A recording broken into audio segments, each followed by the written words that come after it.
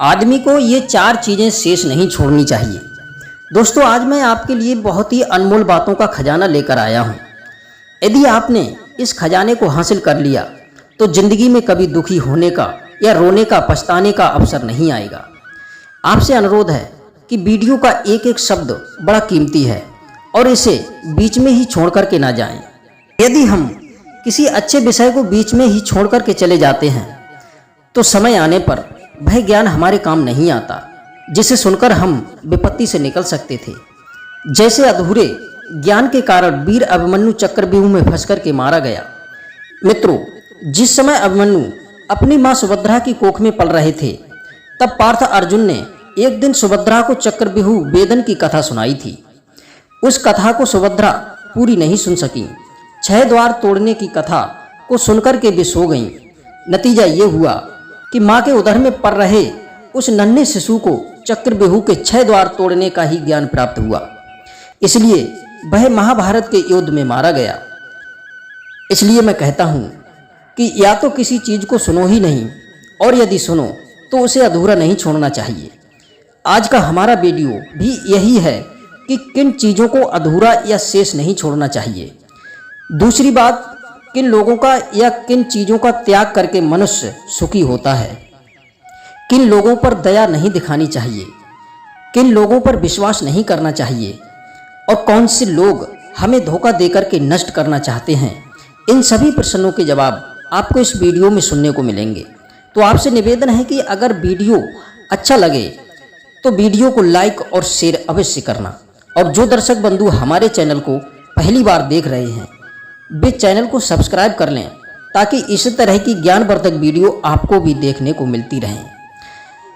तो चलिए दोस्तों, समझते हैं इन अनमोल बातों को। दर्शक बंधुओं, कहते हैं समय भी वहीं नष्ट करना चाहिए जहां आपको कुछ प्राप्त होता हो। आपका समय बड़ा कीमती है, इसे व्यर्थ ना गंवाएं। मित्रों, अपने समय को सही जगह सही कामों में लगाएं। मित्रों, ये कहानी है एक ऐसे राजा की जो बड़ा ही धर्मात्मा और बुद्धिमान था। वह समस्त जीव जंतुओं पर बहुत दया रखता था। एक दिन वह जंगल में भ्रमण कर रहा था तो उसे एक चिड़िया का बच्चा मिला, जो शायद रात में आई आंधी के बेग से अपने घोंसले से बिछड़ चुका था। राजा उसे उठाकर के अपने महल में ले आया। धीरे धीरे वह चिड़िया का बच्चा पूरी तरह से चिड़िया बन चुका था। राजा उसे बहुत प्रेम करता था। वह चिड़िया भी राजा से बड़ा स्नेह करती थी। पूरे दिन वह राजा के महल में फुदकती रहती थी। समय के साथ चिड़िया ने महल में ही एक जगह पर घोंसला बनाकर अपना अंडा रख लिया। कुछ दिन बाद उस अंडे से एक बच्चा उत्पन्न हुआ। उन्हीं दिनों राजा के घर में भी एक पुत्र का जन्म हुआ था। वह चिड़िया अपने बच्चे से और राजा के बच्चे से एक समान प्रेम करती थी। जब भी वह कहीं घूमने जाती तो हमेशा 2 फल लाया करती थी। एक फल राजा के बेटे को और एक फल अपने बच्चे के लिए। वे दोनों बच्चे बड़े प्रसन्न रहते थे। जब तक चिड़िया कहीं घूमने चली जाती थी तो राजा का बेटा उसी चिड़िया के बच्चे के साथ खेला करता था। एक दिन की बात है, चिड़िया कहीं बाहर घूमने गई थी।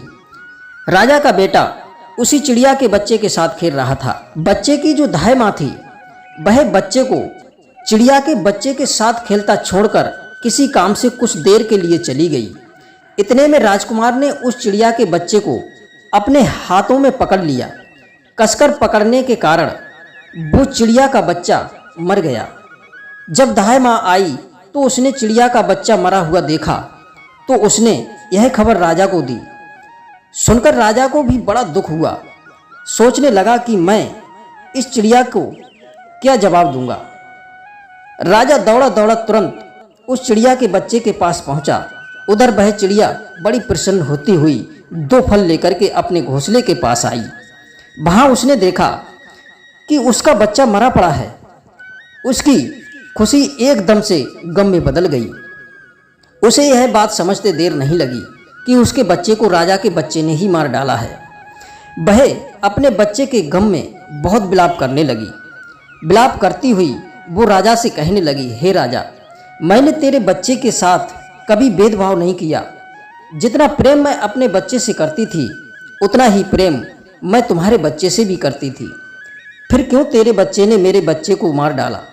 जब वह मेरे बच्चे को मार रहा था तो तूने उसे रोका क्यों नहीं? गुस्से में चिड़िया ने राजा से कहा, रे नराधम, तूने मेरे बच्चे को अपने बच्चे से खिंचवा कर मरवा दिया। हे राजन, तू तो सनातन धर्म को जानने वाला था, फिर भी तू भूल गया कि शरण में आए हुए की, भूख से व्याकुल की, शत्रुओं से घिरा होने वाला और लंबे समय से अपने घर में रहने वाले की हमेशा रक्षा करना चाहिए। यदि मनुष्य इनकी रक्षा नहीं करता है तो निसंदेह कुंभी पाक नरक में गिरना पड़ता है। प्रिय दर्शकों, एक माँ के करुण दुख ने उसे शांत नहीं बैठने दिया। चिड़िया के दिल में राजा और राजा के बेटे के लिए कोई स्नेह नहीं रहा। वह उससे अपने बच्चे की मृत्यु का बदला लेना चाहती थी।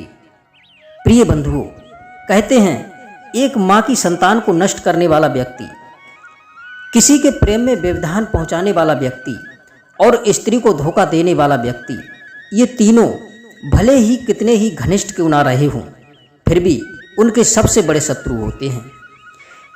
एक माँ के लिए संतान का मरण सबसे असहनीय दुख होता है। इसलिए मित्रों, उस चिड़िया ने गुस्से में भरकर के राजा के बेटे की अपने पंजों से दोनों आंखें फोड़ डाली और आकाश में उड़ गई। अपने पुत्र को दोनों आंखों से अंधा देख करके और उसे बुरी तरह चिल्लाता देख करके राजा को इतना क्रोध आया कि उसने तुरंत धनुष बाण उठाया और वह चिड़िया को मार देना चाहता था।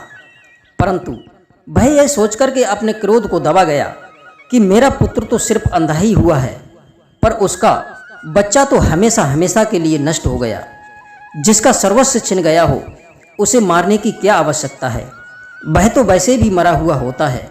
इतना सोच करके उसने धनुष बाण फेंक दिया और अपने बच्चे को उठाकर ले गया, उसका उपचार कराया। राजा का बेटा सदा के लिए अपनी आंखें खो चुका था। चिड़िया राजा के महल को त्याग कर चली गई। धीरे धीरे काफी दिन बीत गए। एक दिन की बात, राजा अपनी छत पर खड़ा था, तभी उसने देखा कि वही चिड़िया उसके महल के ऊपर से तो गुजर जाती है, पर वह उसके महल में कभी नहीं आई। राजा ने एक दिन चिड़िया से कहा कि हे बीरू, जो होना था सो हो गया, अब क्यों पिछली बातों को मन में लिए बैठी हो? आओ और पहले की भांति हमारे महल में आकर के रहो। मैं चाहता हूं कि हमारा तुम्हारा प्रेम फिर से बना रहे। मित्रों, राजा के इस प्रकार बुलाने पर चिड़िया कहती है, क्षमा करना महाराज, अब पहले की तरह तुम्हारे महल में नहीं रह सकती, क्योंकि तुम्हारे पुत्र को नेत्रहीन करके मैं तुम्हारी अपराधिन हूँ। मैं तो स्वयं से ही जानती हूँ कि किसी की संतान को हानि पहुँचाने वाला शत्रु ही होता है। जितना दुख मुझे अपने बच्चे का हुआ, निश्चित रूप से आपको भी उतना ही दुख हुआ होगा। इसलिए मैं अब तुम्हारे घर में नहीं रहना चाहती। कहते हैं राजन, खोटे मित्र, खोटे देश, खोटे राजा, खोटे बंधु बांधव, खोटे पुत्र, खोटी भार्या को दर से ही त्याग देना चाहिए, क्योंकि राजन खोटे मित्र से प्रेम नहीं होता, खोटी भार्या से सुख नहीं मिलता, खोटी संतान से पिंड मिलना मुश्किल है, खोटे राजा से न्याय की उम्मीद नहीं की जा सकती, कुमित्र पर विश्वास नहीं करना चाहिए, खोटे देश में जीवन सुखी और निर्भय होकर के नहीं जिया जा सकता, खोटे राजा से सदा भय बना रहता है। प्रिय दर्शकों, यदि आपको ये कहानी पसंद आई हो तो कहानी को लाइक और शेयर अवश्य करें। आप सभी दर्शकों का बहुत बहुत धन्यवाद। फिर मिलते हैं किसी नई वीडियो में नई जानकारी के साथ। जय श्री कृष्णा, जय श्री राधे।